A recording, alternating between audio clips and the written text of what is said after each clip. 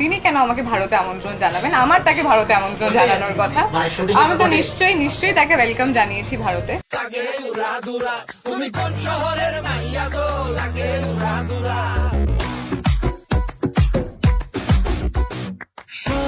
ওরে ভাইরে ভাই, শাকিব খানের তুফান সিনেমার ফার্স্ট আইটেম সং নিয়ে মুখ খুললেন ওপার বাংলার জনপ্রিয় অভিনেত্রী ইদিকা পাল।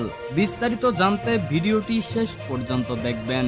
সম্প্রতি তুফানের প্রথম টিজ দিয়েই সকল দর্শকদের মনে ঝড় তুলেছিলেন সুপারস্টার শাকিব খান।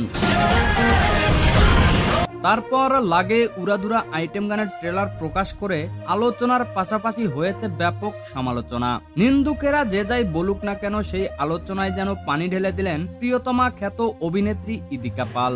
ইদিকা পাল বলল, আমি যখন সুপারস্টারের সঙ্গে প্রিয়তমায় অভিনয় করেছিলাম তখন দেখেছিলাম একরকম, আবার তুফানের আইটেম গানে